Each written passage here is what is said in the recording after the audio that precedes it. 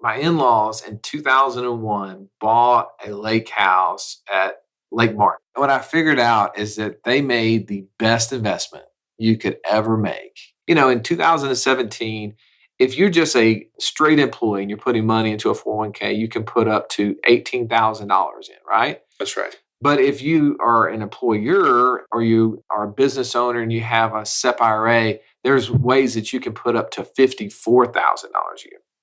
And that's normally the number one reason why people contribute to those, because they're high income brackets and they're trying to reduce their income, right? That's right. And that's why we're taught to constantly from CPAs, that's what we should do. But you and I had a conversation last week with one of the heads of the real estate group here in Alabama, the Alabama Investment Association, right, the AIA.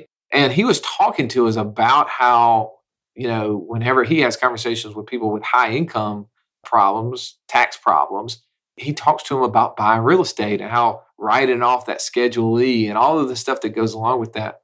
Well, Joey, I got to experience this firsthand watching my in-laws take the same money that they were going to contribute to his 401k that his company provided, and instead they made a mortgage payment. They made a property and taxes payment down at the lake. And you know what? When you look at it, they both offer the same exact reduction in income. One is an income tax reduction through a 401k, but with the 401 lake house, that mortgage payment is deductible. That interest is deductible. Those taxes are deductible. That's right.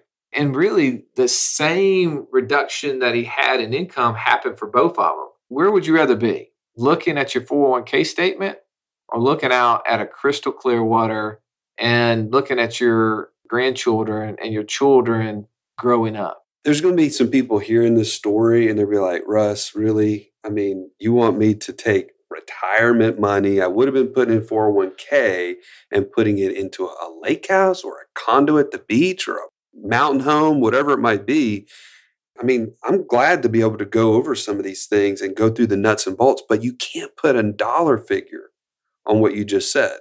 I envision you put your arm around your kid and show them the lake, or do you show them a statement with a bunch of numbers on it? I mean, really? There's not a whole lot of comparison there, right? You're not building a whole lot of memory saying, look, son, look at the disclosures and fees and the charts on this account. What'd you say, Russ? Taking your kids or grandkids down for a nice joyride to the mailbox? I love that. Just to give you the end part, because there's some of you, you're like, oh, okay, who cares about those sappy stories, right? What's the end result of this?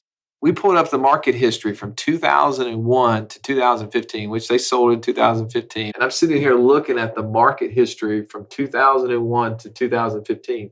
There's some red numbers on that chart, right? Absolutely. There's some times where the market was not very kind.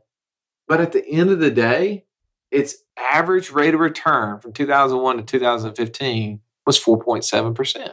And it's funny. I sat down and I asked my father-in-law earlier, I said, remind me what you bought the lake house for. And he said, I bought it for $200,000. I said, and when you sold it in 2015, what did it sell for? $385,000.